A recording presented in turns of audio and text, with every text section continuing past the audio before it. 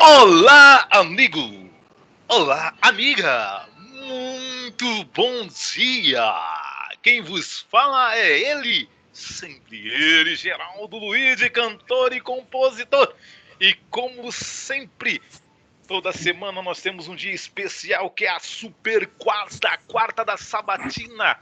A quarta de especular, de perguntar a um sábio, que é o meu professor, chamado João Alves Correia. Você que vai assistir pelo YouTube ou pelo WhatsApp, pelos grupos, preste atenção que nós estamos aí gravando.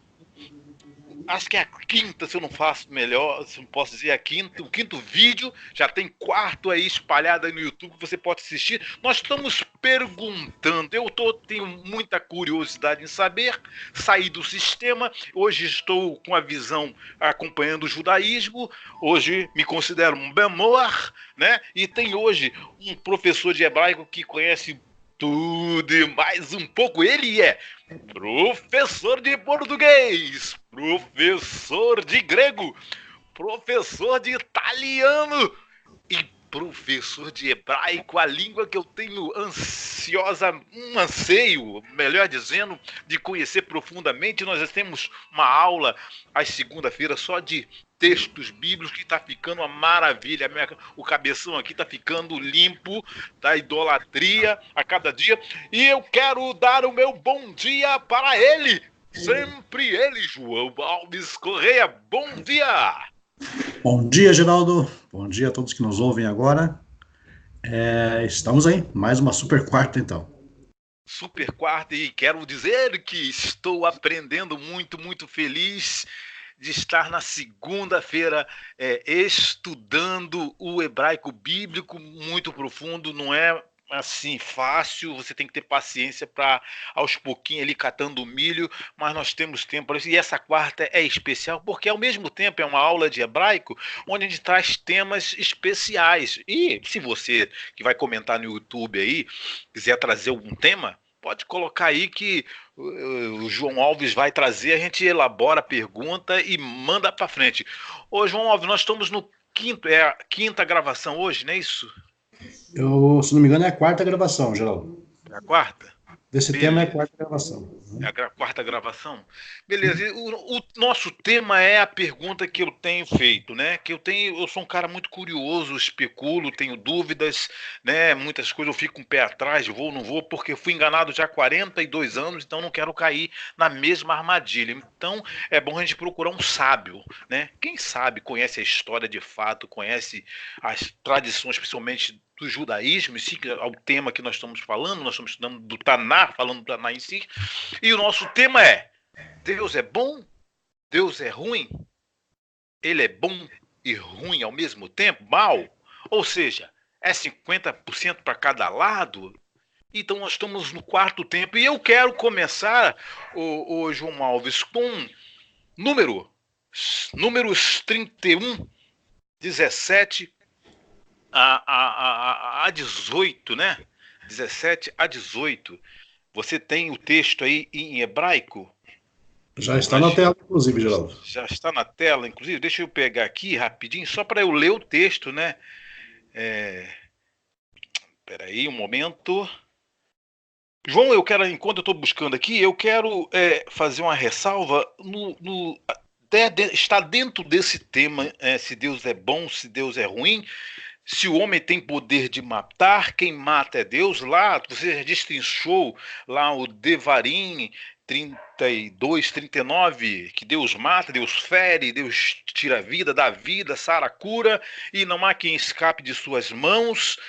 Aí, de repente, um assassino mata alguém e a gente pergunta: Deus permitiu? Foi a vontade de Deus ou não foi? E trazendo um pouco, entrando no que aconteceu ontem aqui no Rio de Janeiro, na ponte de Rio-Niterói, um sequestrador, ele estava passando por um período de transtorno, segundo informação, né, psicótico, e ele queria, segundo relatos, ele queria que a história dele fosse contada dessa forma, não sei. Ele queria suicídio, procurou de fato o suicídio. É, e houve ali um atirador de elite que realmente tirou a sua vida, poderia ter apenas ferido ele, levado para o hospital e, assim, não matado, né? Mas aconteceu a fatalidade e nós vimos o governador do Rio de Janeiro tendo aquela vibração onde teve uma repercussão muito grande. Ele depois explicou que foi pelos 37, 37 vítimas que estavam dentro do ônibus, poderia acontecer uma tragédia pior, então ele vibrou pelo resultado em si. Mas, ao mesmo tempo, as pessoas entenderam que ele vibrou pela morte do sequestrador. E então eu quero pegar esse ponto, porque as escrituras vai dizer que Deus não tem prazer na morte do ímpio, é uma coisa que a gente até quer vibrar, mas a gente, pô, para aí, não posso vibrar, né? Não é isso? Você falou da morte maldita ali que aconteceu lá em Devarim também, que de lá maldito, suado, né? Mas é uma pena, Deus tem sentimento pelo ímpio, não é isso? Exatamente, Geraldo. Não, é uma questão na verdade, ética, né? De você não. Ética humana e ética divina. De você não comemorar uma situação dessa pela morte da pessoa. Mas eu acredito que o governador do Rio, apesar de ele ser uma pessoa bem polêmica nessas questões, eu tenho certeza absoluta que a celebração dele foi mais com certeza, muito mais, e acredito na sinceridade dele, não tenho motivo para não acreditar, de que ele estava comemorando O resultado do desfecho, né? o desfecho, e que 37 vidas foram salvas, né?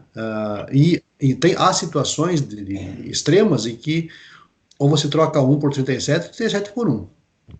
Verdade. É claro que os direitos humanos de hoje, né, que não tem nada de direitos humanos, pega esse ponto para defender a vítima, né? Mas poderia acontecer ali 38 vítimas, além do sequestrador, mais os 37 dentro do ônibus. Seria uma tragédia fatal, e se acontecesse uma tragédia fatal, cairia nas costas do governador, não é isso? Claro, todos os protocolos de segurança foram seguidos, né? Inclusive, especialistas internacionais aprovaram a ação Eu da, vi o da comentário, dei polícia, o o comentário. sniper, que foi realmente a solução final foi o sniper, porque na verdade não tinha mais negociação. Uhum. Enfim, e ele estava realmente ameaçando e ele foi morto com o isqueiro na mão. É verdade. Ele estava pronto para realmente incendiar o ônibus, né? Então, Mas o ponto. digamos, esse risco não podia ser corrido pela Uhum. polícia, né? Então, eu acredito Perfeito. que seja exatamente isso. Mas comemorar a morte dessa pessoa, que era Eu uma queria pessoa que doente, na isso eu verdade, queria que você não é justo. frisasse. Né? Não Não é é justo para justo. ninguém, né? Não, para ninguém. Para ninguém. Aconteceu a fatalidade, o próprio Criador ele ressalva isso, né? Ele tem prazer na morte dos santos, mas não tem prazer na morte do ímpio, porque é uma criatura dele, não é isso? Até porque, Geraldo, essa pessoa que foi morta ontem, ela não tinha nenhuma passagem pela polícia, não tinha nenhum problema com a polícia, era uma E pessoa a como eu e segurança, você, né? trabalhador, né, segurança, mas que surtou e que colocou em risco 37 vidas, não tinha como, não tinha o que fazer mais ali, né, Não, infelizmente. e como pode acontecer com qualquer um de nós passar por um problema de surto, né? Exatamente. Depressão, Né? as pessoas às vezes não compreendem. Mas beleza. Mas eu quero trazer, houve uma permissividade do Criador, né, aí, porque ia 37 vidas. Mas eu quero entrar em Números 31 para falar de um texto que me chamou bastante atenção. Nós estamos falando se Deus é bom, se Deus é ruim, se ele manda matar, se não manda. Eu posso ler aqui em português para você trazer aí em hebraico a tradução mais correta? Por favor. Uhum. Então eu vou ler o 17 e o 18 apenas porque o texto ele começa o Senhor falando, o Senhor, o Eterno falando com Moisés, né?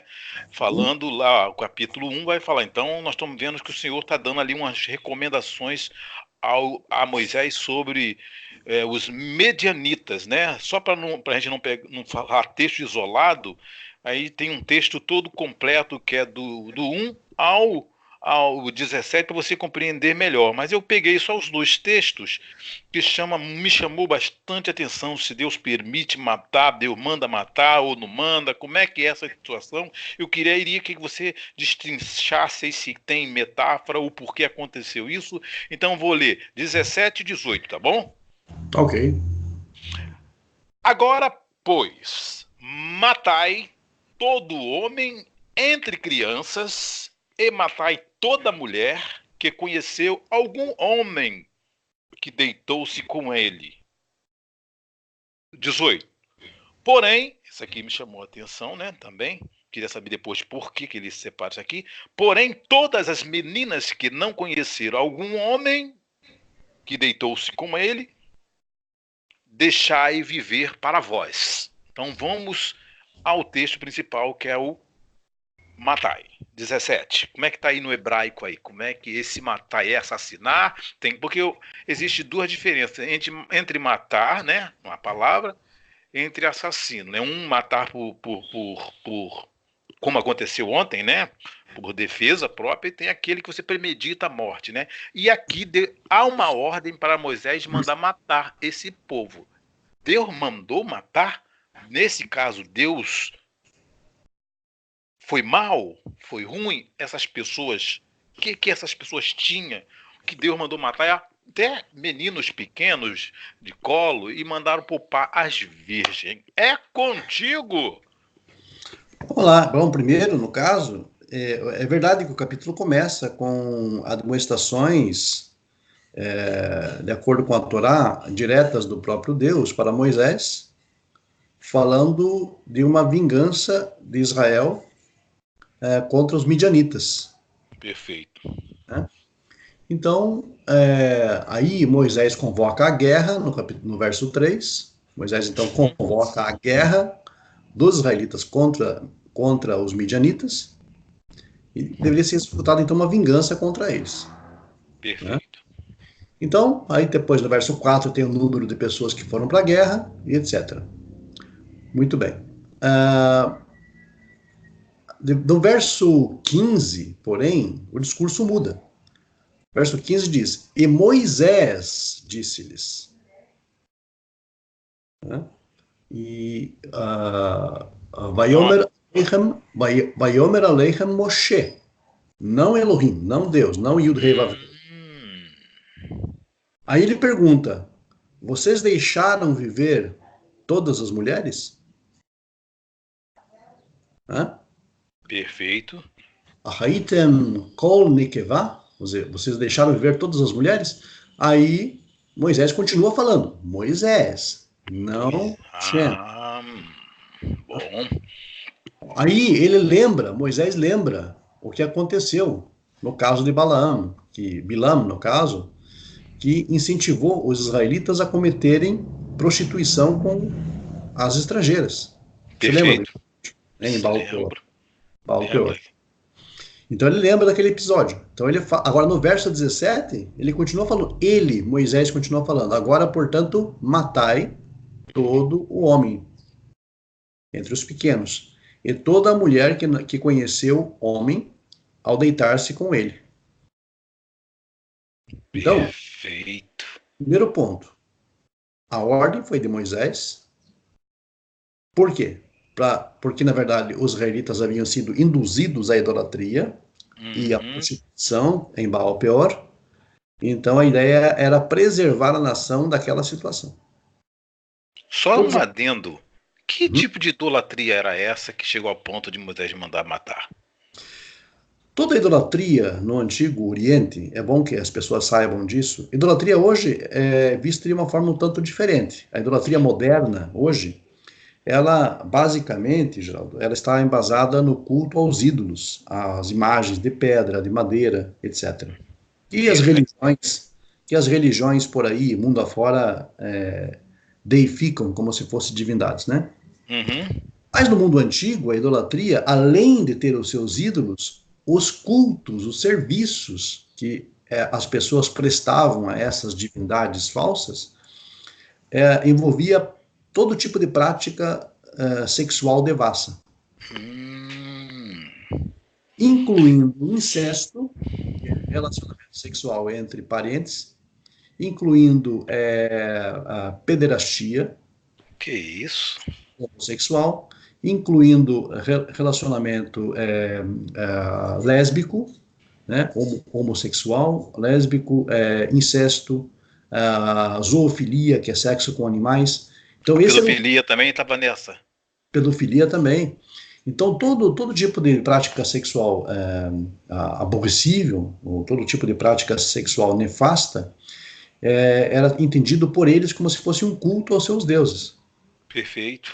Foi dessa forma que Bilam atraiu os israelitas para para esse culto devasso, porque você imagine, estamos tratando aqui de um exército, de soldados, de pessoas que vão para a guerra, que ficam longe da família. Eles são presa fácil dessas práticas sexuais, digamos, fáceis. Perfeito. Né? Então Moisés falou: não, espera aí, então acaba com isso aí.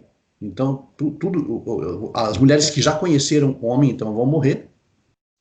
É uma prática de guerra, a gente tem que entender isso. Era uma guerra, guerra de duas nações. E não tinha leis da guerra como hoje em dia tem. Não tinha um tribunal para julgar guerras, ou hoje que nós chamamos de crimes de guerra. Perfeito. Aqui estamos falando, aí as pessoas podem dizer assim, mas estamos falando de civis. Naquele tempo, é uma bobagem pensar em a divisão entre militar e civil. Não existia essa divisão entre militar e civil. Todo Perfeito. homem, acima de tal idade, ia para a guerra e pronto. Entendi. Né? Não tinha essa questão de civil. E toda pessoa de uma nação era considerada um militar em potencial para entrar na guerra. Inclusive, eu só quero uma ressalva, só saber se já existia, né? Que quando um judeu, um israelita era casado, ele se separava antes da guerra? Não separava antes da guerra, mas ele não ia para a guerra.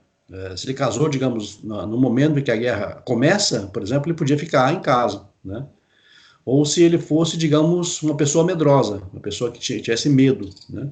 Então, porque ele não podia ir à frente dos exércitos para causar, digamos, insegurança aos demais soldados, né? Aos demais guerreiros. Perfeito. O casado, recém-casado, deixava ele ficar, digamos, no acampamento, para que ele pudesse, na verdade, concretizar o casamento e ter pelo menos aquela alegria com a sua esposa nos primeiros dias, né? Mas se ele tivesse um tempo, uns 2, 3 anos. Ah, não, é normal, ele ia para a guerra normalmente, mas recém-casado não. Mas havia tipo uma carta de divórcio para ele, caso a mulher dele ficasse, ele morresse na guerra e a mulher dele teria o direito de casar novamente, caso ele morresse, né? É, Porque se não eu encontrasse o corpo né, dele, ela continuaria casado, né? continuaria casada. Mas isso é um recurso da lei judaica muito mais moderno do que naqueles tempos bíblicos. No tempo bíblico não tinha esse tipo de Ah, coisa, beleza, né? entendido. Eu sei exatamente que é o caso que você está tratando especificamente. É, é um caso famoso, né, na Uhum, escritura, mas, assim, nos tempos bíblicos não tinha essa. Na verdade, isso foi um recurso da interpretação do comentarista para poder meio que amenizar o caso, né, amenizar a situação. Mas não foi bem assim, não. uhum. Enfim, nesse tempo aqui, menos ainda. Porque as pessoas têm que entender que o casamento, nos tempos bíblicos, não tinha um documento de casamento, uma ketubá. Perfeito. Se não tinha uma ketubá, por que ia ter uma carta, então, de divórcio? Né? No sentido de Perfeito. uma declaração de divórcio, digamos, de get, no caso, ok, uma declaração. Mas não tinha uma formalização da situação do casamento. Não existia isso em tempos Perfeito. bíblicos, né? Então é muito temerário falar uma carta de divórcio nesse aspecto, como nós conhecemos no mundo moderno hoje. Perfeito. Exceto para uma situação em que o homem, digamos, declarava publicamente que ele estava se separando da sua esposa. Né? Mas não por Entendido. causa da guerra, por exemplo. Não por causa da guerra. Isso realmente não tem um registro na Torá. Enfim. Aí o que acontece aqui, voltando ao tema, por conta disso e por conta do clima beligerante, de clima de guerra, Moisés então instrui a que se faça isso. E as moças, as novas, que ainda não tinham conhecido homem, ainda não tinham se deitado com o homem, diz o texto que deviam ser preservadas. Preservadas para si. Mas não é nesse aspecto, nesse sentido, que as pessoas pensam. Bom de explicar isso. É bom que os soldados, digamos, teriam total liberdade com elas. Isso não é assim que procedia. Por Quem quê? lê assim parece, opa, para não pegar as virgens para nós, vamos É, possuí-las, né? exato, vamos se divertir com elas, né? Isso. Não era bem assim. Até porque, na verdade, essa questão de ordem sexual era muito organizado no Antigo Israel. Há leis severas para isso, nós sabemos Não, disso. e até porque a matança foi por causa dessa prática abominável, né?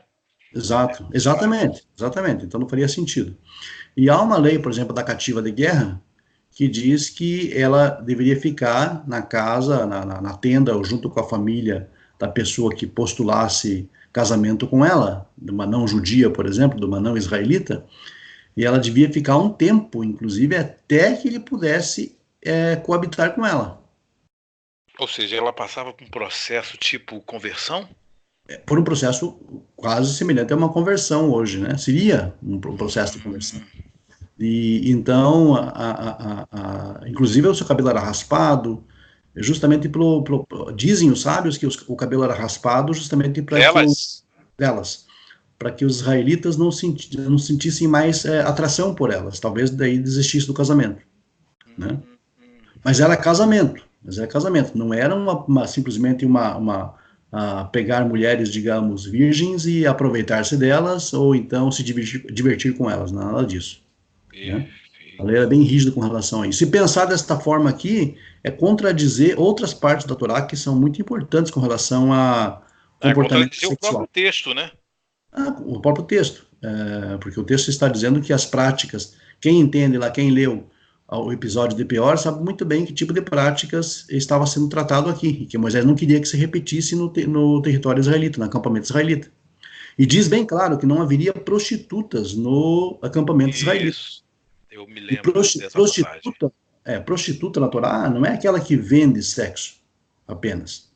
É aquela que Hum, faz, aquela mulher que faz sexo sem um compromisso de casamento. entendi. Importante que se entenda isso. Isso estou falando no contexto da Torá. Não vamos entender errado aqui também, senão vou acabar sendo criticado de graça, porque na verdade o texto da Torá que diz isso. Então, Entendi. não haveria prostituta no acampamento israelita.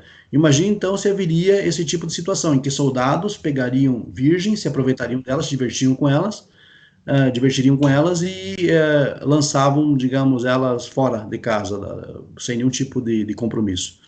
Isso não faz o menor sentido. O texto da Torá já contradiz isso, deixa claro isso. Elas seriam tipo serva, escravas.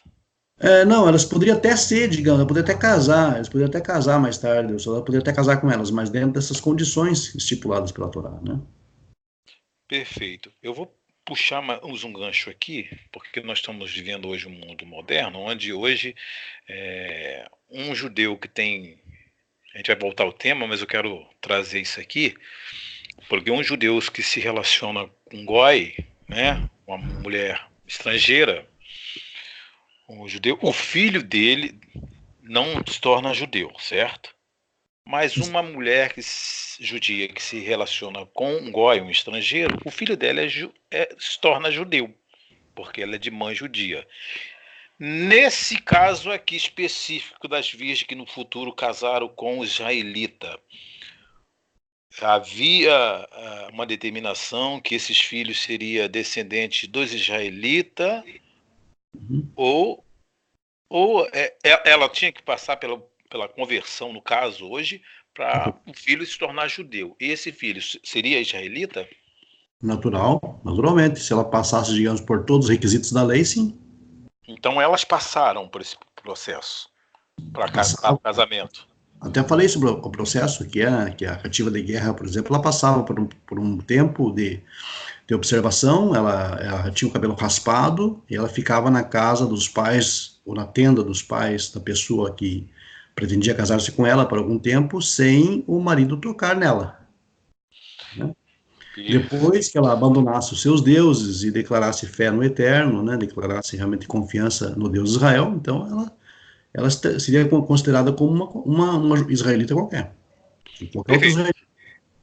Agora eu vou comparar pelo episódio de ontem, que nós relatamos no início da morte do sequestrador, Sim. que chegou ao limite e não houve mais negociação. Não havia negociação para Moisés poupar essas pessoas para um conselho. não houve um limite de negociação, assim, vamos trazer para os dias de hoje esse tema, e por que Moisés mandou matar e Deus permitiu, o Criador permitiu, não houve uma punição em si para Moisés que deu essa ordem?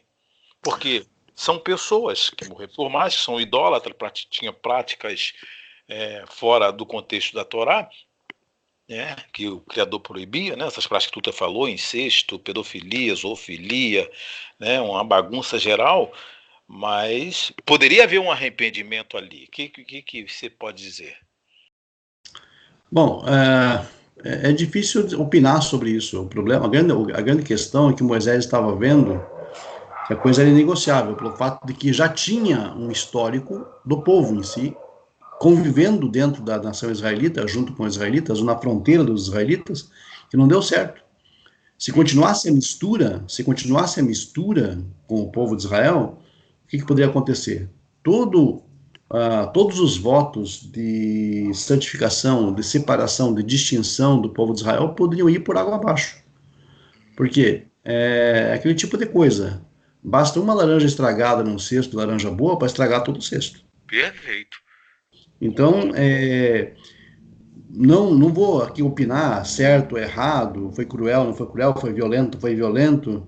O fato é que estava vivendo um ambiente de guerra. É o que eu sempre falo. Gente, numa guerra, vai haver as pessoas, vai haver as vítimas que não tem nada a ver com a história, e vai ter aquelas vítimas que estão realmente no front mesmo. Que também, de fato, se a gente for notar, não tem nada a ver com a guerra. Perfeito. Tipo as crianças em si, que poderia ser. Assim, na nossa visão, não, porque a gente minha hoje. assim, veja bem, Geraldo, a gente entende assim, mas numa guerra morrem muitos civis inocentes, morrem crianças, etc. A gente olha as crianças porque a gente tem um apego especial pelas crianças que representam o futuro da raça humana. Mas veja bem, o que os soldados têm a ver com essa guerra? Por exemplo, o que os soldados, sei lá do Iraque tinham a ver com a guerra com os Estados Unidos? O que os dois, na Segunda Guerra Mundial, o que os soldados alemães tinham a ver com os soldados americanos ou os ingleses? Na guerra do Vietnã, o que os vietnamitas tinham a ver com os soldados dos Estados Unidos? A guerra era entre os países, entre os governos, não entre os militares. Tanto é que na Segunda Guerra Mundial, se não me engano foi no feriado do Natal, os dois frontes se encontraram, o alemão e o britânico, se não me engano, e o americano, e festejaram a festa cristã, porque a maioria era cristã, normalmente. Depois se despediram e foram cada um para a guerra de novo, foram cada um para o fronte novamente, para no dia seguinte começar os combates.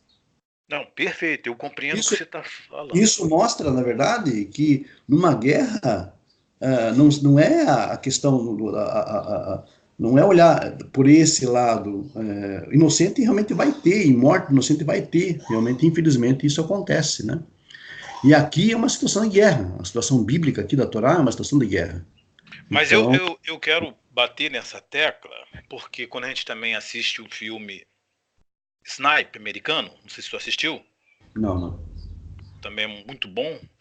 E aparece uma criança com uma bazuca na mão, numa parte do filme, e o cara tá com o sniper está preparado para atirar a mulher que tá cheia de bomba no corpo, que ela vai se explodir. Só que ele sai daí, criança, ele fala, mas dá a entender, sai daí que eu não quero te matar, tirando a criança. Aí de repente a criança solta a bazuca e ele pensa, não quero matar a criança. Mas aqui no texto há uma ordem para matar, não foi uma guerra assim, uma guerra acidental como uma catástrofe que aconteceu lá em Brumadinho, que devastou todo mundo, morreu criança, inocente, culpado, não sei. Aqui há uma ordem específica de Moisés para matar todo homem, toda mulher e as crianças. Ou seja, aqui houve uma ordem, não houve uma guerra de acidentes. Aconteceu uma guerra de confronto e atingiram as crianças. Houve uma ordem para matar as mulheres e as crianças. E aí?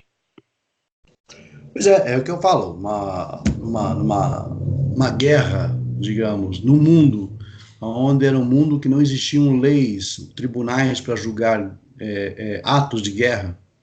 Naquele tempo não existia isso, a lei da guerra era essa mesma, era entrar no acampamento e realmente promover genocídios. Isso não foi o israelita que começou. Isso foi, na verdade, sempre foi assim na história antiga. O que, que os exércitos assírios faziam? Eles invadiam as cidades inimigas e eles atacavam toda a população. E eles eliminavam toda a população. Né? Entendi. Uma Também prática... havia ordem do outro lado, né? Então, as práticas de guerra do mundo antigo, elas não podem ser julgadas sob a ótica do mundo moderno. Isso é ilógico. Hoje em dia nós temos o Tribunal de Haia para julgar crimes de guerra, e muitos, inclusive, já foram condenados, muitos comandantes de exércitos modernos já foram condenados por ele. Tivemos na Segunda Guerra o Tribunal de Nuremberg, que condenou também militares, né? Mas naquele mundo antigo não tinha essa organização, não tinha esses tribunais para julgar crimes de guerra e atos de guerra. E ó, o mundo era exatamente assim. Por isso que eu falo para você e falo para outras pessoas também. As pessoas podem até olhar para o mundo moderno e pensar, poxa, nós estamos aí realmente no fim dos tempos, como muitas pessoas falam, né? Fim dos É. tempos, porque o mundo está tão violento, está tão mal. Mas, gente, se vocês vivessem no mundo antigo, vocês iam ver que o mundo era mal. O que era o mundo mal de verdade. Né? Então, você, nessa tua fala, nós não estamos caminhando para o fim de uma catástrofe porque o mundo está mal, porque o mundo já era mal antes. Ele está melhor do que antes. Muito melhor em termos de leis, organização, tribunais para julgar. Lógico, não é um sistema judicial perfeito, mas já avançamos muito daquele tempo para cá, porque aquele tempo a guerra era assim, as pessoas entravam, os exércitos entravam nos acampamentos, ninguém pode ser julgado no mundo antigo por isso, ninguém, porque era a prática dos exércitos na época, invadir as cidades e realmente passar a fio de espada a todo mundo. Então Não há tem um equívoco muito grande achando que o mundo está indo de mal a pior. muito, muito, O falta de mundo tá indo conhecimento. de, o mundo está indo de bem, ou de bom, para. Como é que eu posso falar uma frase aqui? Melhor do que antes, então, assim, o mundo está avançando para a bondade, então, a um Extremamente ponto. melhor, extremamente melhor, extremamente melhor, não tem nem Então, não comparação. seria, então, quando nós olhamos aí os Estados Unidos e Coreia do Norte se trocando farpa, isso aí não é nada pelo que acontecia no passado. Sabe o que aconteceria no passado? Se fosse no passado, com toda essa tecnologia que os dois países têm agora, já não existiria mais Coreia nem boa Estados parte do Unidos, mundo, né? entendi. Por quê? Porque não tinha regulamentos, as pessoas não tinham regulamentos internacionais, as nações, por exemplo, para começar uma guerra nuclear, por exemplo, hoje é um custo muito grande de vidas. As pessoas Uhum. vão fazer as contas. Também o desgaste político de lançar uma bomba nuclear, por exemplo, num outro país, o desgaste político internacional é muito grande. Nem o Irã não se arrisca a fazer isso com Israel. Nem o Irã não se arrisca a fazer isso com Israel. Mesmo Israel também não se arrisca a fazer isso com os palestinos, de entrar lá digamos, e fazer a limpa geral em Gaza, por exemplo. Não faz isso. Poder para fazer isso teria, mas não faz. Por quê? Porque existem certas restrições que o país tem Regras, né? regras. O país está sendo observado no concerto das nações. Ninguém quer se queimar hoje em dia para perder comércio, perde bons, digamos, acordos comerciais com os outros países, fica isolado do mundo, vira uma Coreia do Norte, isolado do mundo. Quer dizer, hoje em dia nós temos então restrições para refrear, para segurar isso. E naquele tempo tínhamos? Não. Naquele tempo não tínhamos. E cada um entrava dentro da outra cidade do outro e destruía tudo. Passava tudo no fio de espada e acabou. Era assim que era. Quer dizer, então, não dá para comparar o mundo antigo com o mundo. É lógico que hoje a gente sente muito mais o impacto porque é muito mais globalizado. A gente está sabendo de tudo que acontece ao redor do mundo. Verdade. Mas se a gente voltasse no tempo, há 3.500, 4.000 anos, no Oriente Médio, aquilo era um inferno. Inclusive, eu quero puxar um outro gancho aqui. Quando a gente vê, eu já recebi vários vídeos, né, daquele muçulmano extremista, né, que corta a cabeça do indivíduo. É terrível, né, que o cara tá de braço amarrado para trás e só o pescoço, o cara mete ali o facão que dá, meu Deus, que isso? Mas quando a gente lê a história de Davi cortando a cabeça dos gigantes, a gente vibra. Viva o Deus de Israel, que deu vitória a Israel, e Davi pegou a cabeça. Aí, nessa ótica, pra gente, a gente acha horrível, tenebroso o que acontece no extremo do Islã, posso dizer assim, se é assim, é isso que eu posso falar? Para você ver, Não... esse tipo de situação que você descreveu aí do ISIS e do Estado Islâmico, que agora já enfraqueceu bastante, você vê, é uma situação que a gente está sabendo justamente por conta do mundo globalizado. Isso. Temos informação hoje. Mas o que é o Estado Islâmico? O Estado Islâmico é uma representação desse tempo de barbárie que existia no tempo bíblico. Perfeito. Por quê? Porque eles não saíram daquela época ainda, eles não saíram daquele momento ainda em que não existe lei, não existe bom senso, não existe uma. Para eles não existe lei. A lei é eles mesmos fazem a lei. Então esse tipo de organização, ela tem que ser exterminada da sociedade moderna. Ela não serve para viver numa sociedade moderna. Né? Não. Agora, voltando ao tema, como foi separado as virgens? Nós sabemos que as crianças eram inocentes, né? Essa semente dessas crianças, ou seja, essas crianças em si, elas já estavam também contaminadas, poderia ser poupada, Moisés poderia poupar essas crianças, ou não, a semente já estava contaminada? Não há como saber isso. O grande problema é o seguinte, que a forma como as crianças são instruídas ou nascem observando é muito vívido isso em nossa memória. Inclusive, muitas pessoas defendem a ideia de que o ambiente onde você está acaba sendo um fator fundamental na formação do teu caráter. Perfeito. Então, muitas pessoas assim, dizem, justificam a violência, muitas vezes, porque a pessoa foi criada num ambiente violento. Né? Certo. Muitos defensores aí de algumas causas tal dizem a pessoa ela se tornou um marginal porque ela foi criada num ambiente marginal. De certa forma, isso tem sentido, isso faz sentido. Isso Ela faz sentido. não teve oportunidade? Aí já é uma mentira. É bom Hoje em dia, pelo frisar menos, isso no meu aí. é uma mentira. Dizer que não há Oportunidade todos oportunidade têm. De não há uma mudar, de escolha. não querer aquilo, de não querer aquilo, é mentira. A pessoa só Morando, entra nessa porque quer. Ela pode até então morar lá dentro, mas ela não entra, se ela for, quiser, né?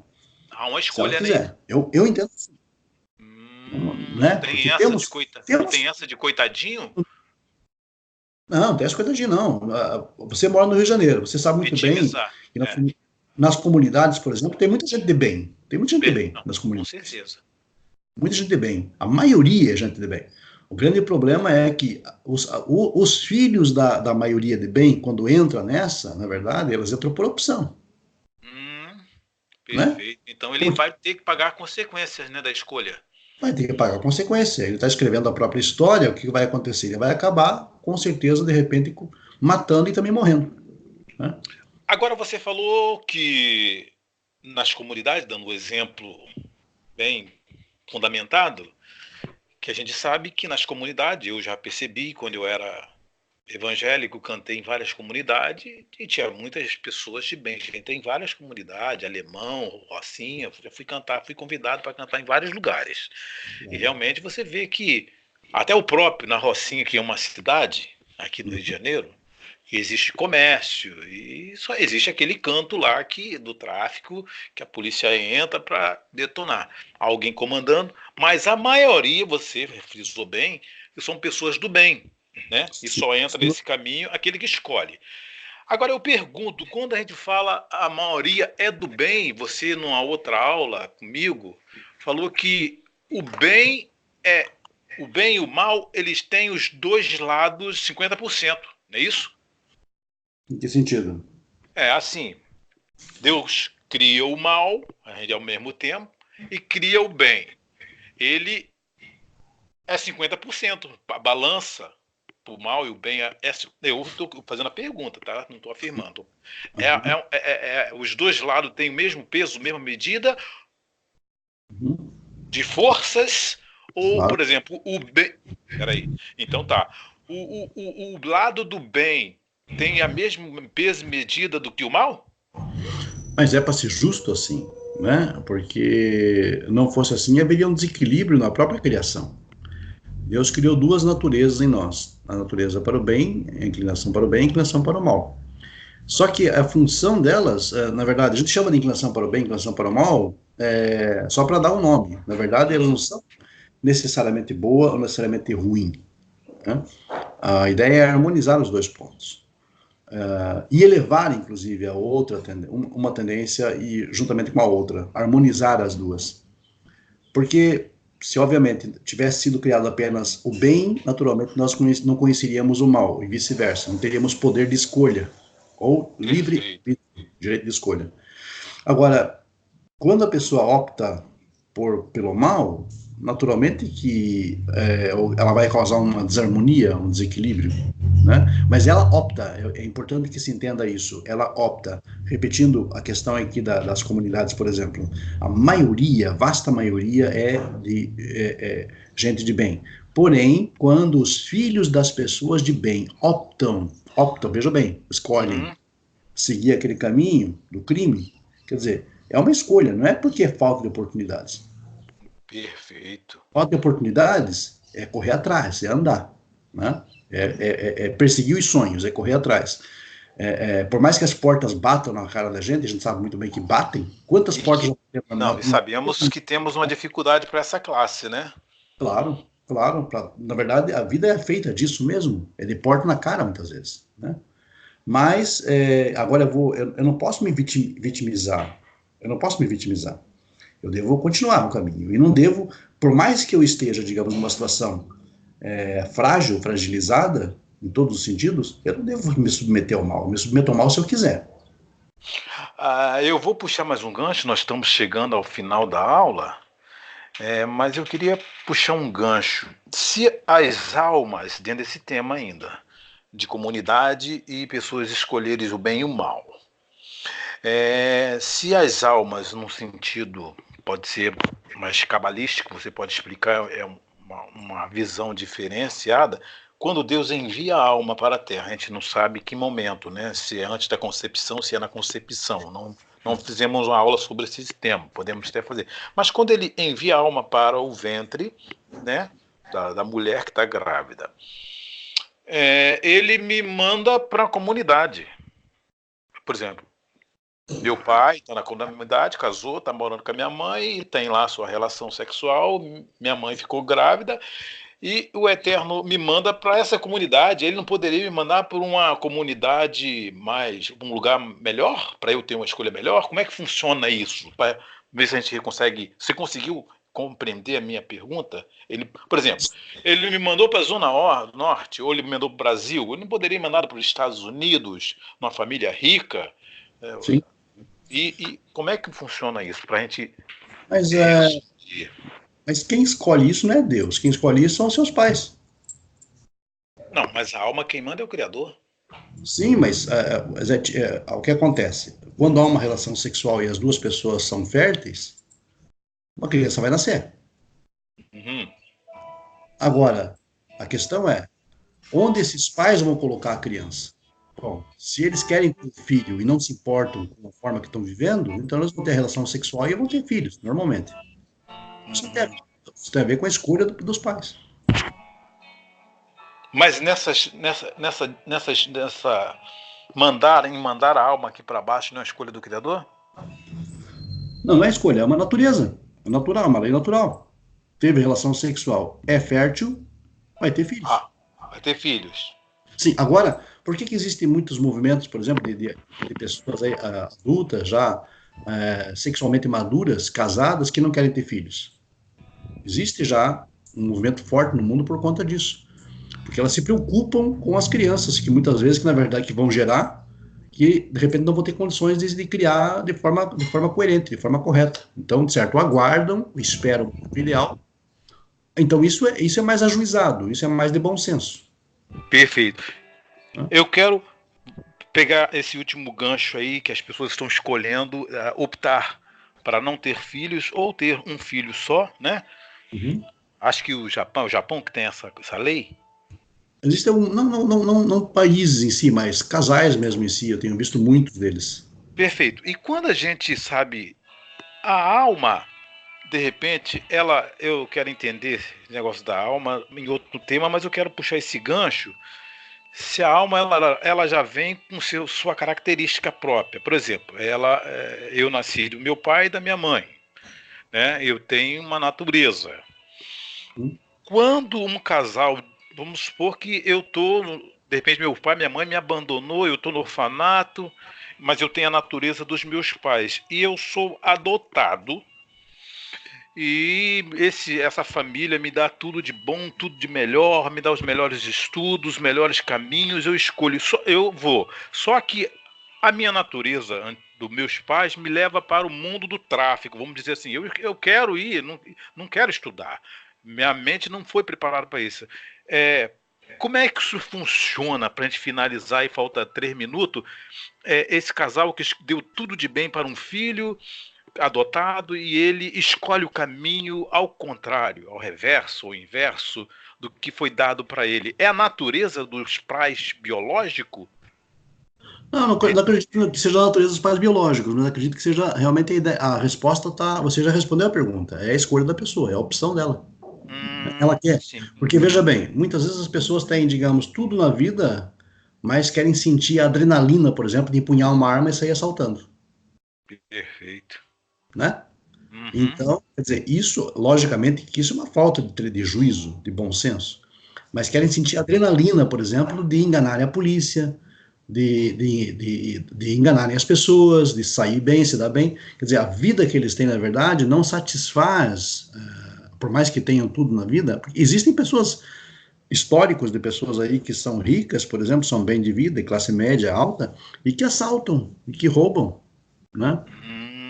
Porque queria sentir a adrenalina de empunhar uma arma e sair, digamos, tocando terror, né? Ou seja, para dar um sentido a mais na vida, né? Como se isso fosse dar um sentido à vida, né? Chega a ser um hilário, paradoxo, estranho até. Mas é exatamente isso. O que é isso então? Isso é uma escolha. Isso não tem a ver com. Inclusive, tem filhos adotados que às vezes não conhecem os pais biológicos, e os pais adotivos não contam que ele é um adotado, e quando ele descobre, ele tem todo o recurso, tem um berço de ouro, quando ele descobre, ele se rebela contra os pais adotivos, não é isso? Então ele faz outra escolha que... Faz outra escolha. Mas também existe, obviamente, a ideia contrária, que naturalmente existe também a ideia contrária, que muitas vezes o filho adotivo chega a ser até melhor para os pais do que o próprio filho natural, né? Por isso que muita gente tem medo de adotar? Talvez. E é compreensível isso. Só que, às vezes, o medo não. Lógico, é uma decisão muito pessoal, né? Se realmente vale, etc. Olha, excelentíssima aula, excelentíssimo professor. Mas então, Jota, só para a gente fechar aqui, eu só queria deixar claro aqui... Então fecha aí.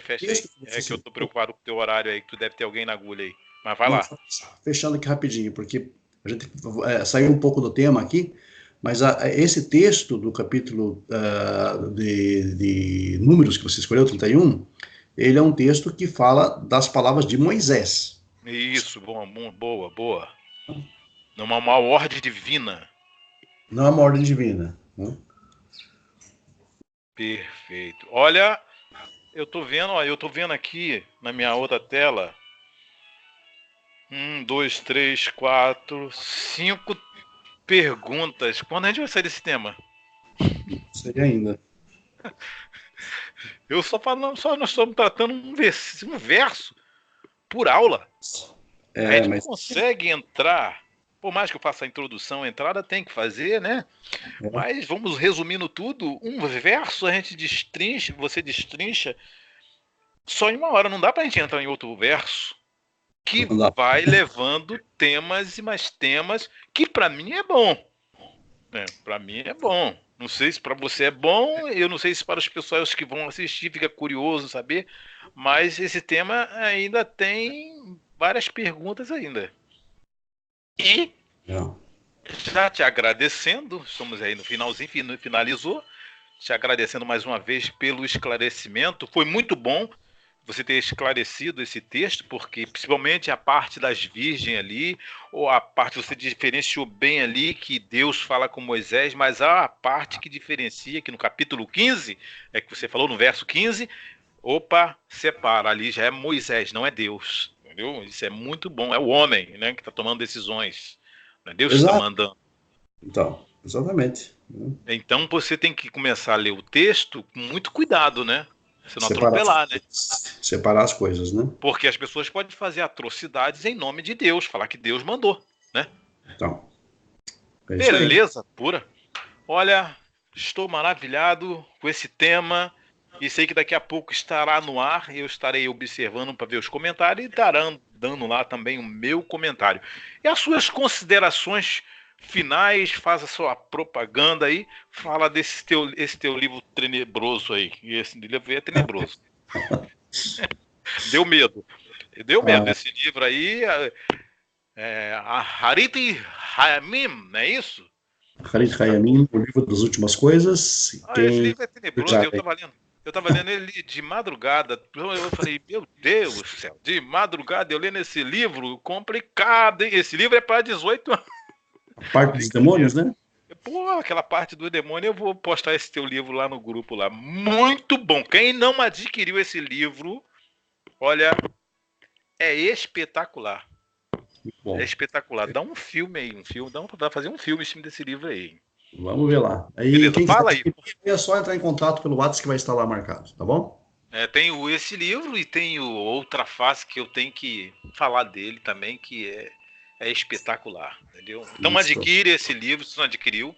Se você quer estudar hebraico, não tem mais vaga esse ano, mas já faz o teu plano, ou grego, sei lá, ou português, ou inglês, né?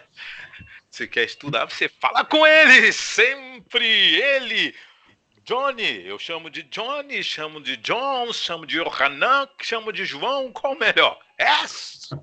Ele, sempre ele. Faz. Tanto É faz, isso aí, Jean. É Um isso aí. abraço. Um abraço, tudo bom? Sorai Tovim. Sohraim Tovim.